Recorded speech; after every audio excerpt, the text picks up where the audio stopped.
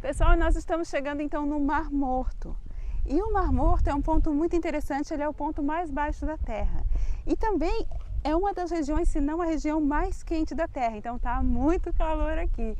E nós já estamos chegando ali e ali perto eu quero falar para você sobre uma profecia que existe sobre o Mar Morto. Mas a gente vai precisar chegar mais pertinho e ver de perto isso aí. Eu sou a professora Lise e quero te convidar a viajar comigo pela invicta história do cristianismo.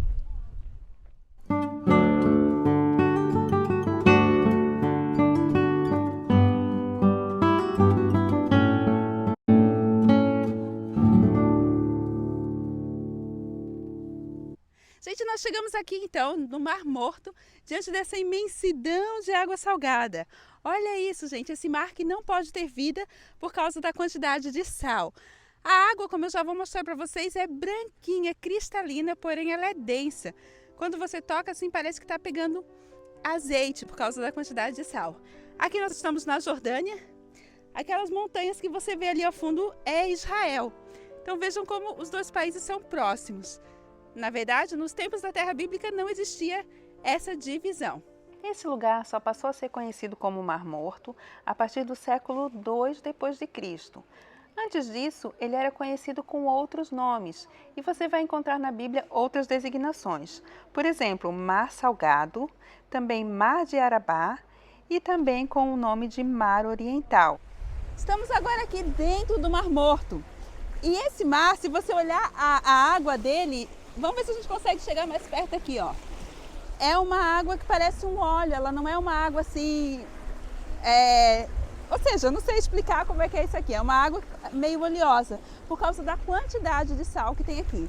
E obviamente aqui nós não temos peixe, porque a quantidade não há vida, por isso ele se chama Mar Morto. Porém, há uma profecia no livro de Ezequiel, capítulo 47, versículos 8 e 9, que diz assim: estas águas saem para a região oriental e descendo entrarão na Arabá, e irão em direção do mar. No mar entrarão as águas que se fizerem sair, e as águas ficarão saudáveis, tornando-se-ão um lago normal, capaz de suportar a vida marinha. E é muito interessante isso, nós temos essa profecia registrada e temos a promessa que um dia essas águas serão águas doces. E aqui a lama do Mar Morto, eu quero mostrar para você um pouquinho da lama do Mar Morto. Peraí, deixa eu ver se eu consigo aqui. Aqui. Essa aqui é a lama do Mar Morto. Existem muitas histórias que essas lamas têm um poder de cura. Essas lamas também são usadas para beleza. É um processo aí até bem caro, se você for pegar a argila do Mar Morto.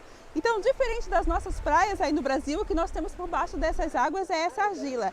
Essa argila, embora pareça estranha, ela é muito saudável e ela faz bem para o corpo.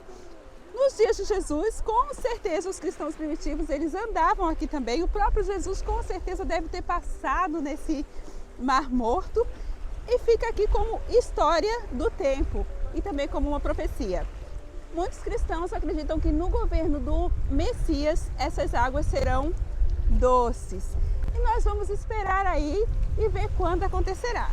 Só temos uma certeza, a palavra de Deus é real e ela jamais volta vazia. Então, um dia a humanidade testemunhará este mar salgado com águas doces.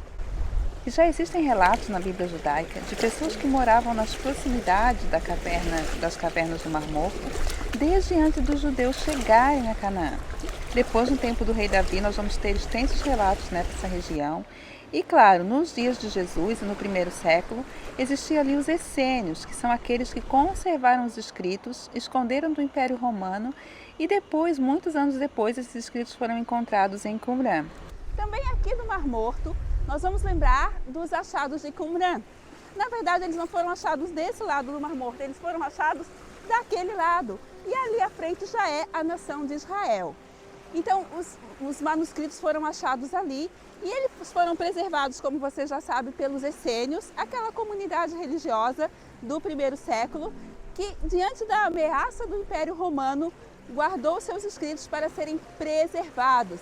Esses escritos foram guardados em vasos, escondidos em caverna e foram encontrados aqui ao redor do Mar Morto e hoje são um testemunho para nós como a palavra de Deus é verdadeira, é fiel e não foi alterada.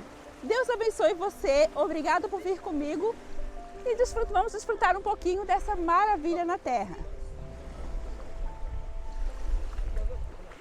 Gente, e tentando entender a história e os costumes daquele povo, eu fui desafiada a andar a camelo. E eu tô morrendo de medo, dá muito medo, o camelo fica muito alto e eu não sou nada corajosa. Mas para que você possa entender um pouquinho os costumes, eu aceitei o desafio.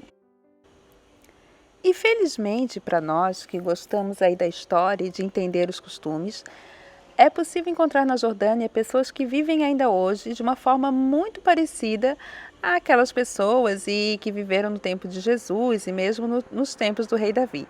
Essas pessoas são chamadas beduínos. E aí você vai ver aí andando a camelo, conservando esses costumes, vivendo em tendas até hoje. Não porque eles necessitem financeiramente, mas porque esse é um estilo de vida.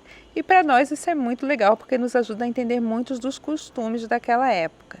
Eu vou agora tentar te situar geograficamente. Mas antes, deixa eu te contar uma curiosidade. Existem entre alguns beduínos a crença de que o camelo é um dos únicos animais que conhece os 100 nomes de Deus, porque eles acreditam que Alá tem 100 nomes, porém 99 são conhecidos aos homens. Na verdade, esses 100 nomes seriam 100 atributos, por exemplo, bondoso, misericordioso, etc.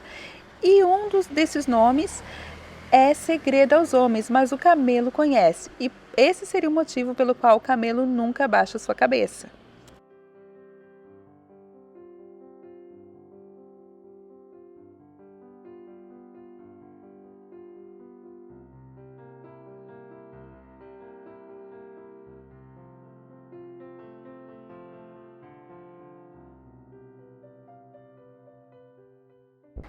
Logo ao norte do Mar Morto está Jericó.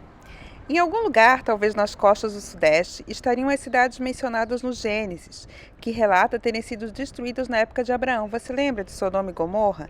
Depois nós temos os registros de outras cidades, Adma, Zebuim e Zoar, em Deuteronômios 29 e 23. Mas Zoar escapou da destruição, quando Ló, aquele sobrinho de Abraão, foi para aquela cidade quando partiu de Sodoma. Também há nesse lugar registros da Batalha do Vale de Sidim, lá em Gênesis 14. E também registra uma perseguição de Saul ao rei Davi, que está em 1 Samuel 24.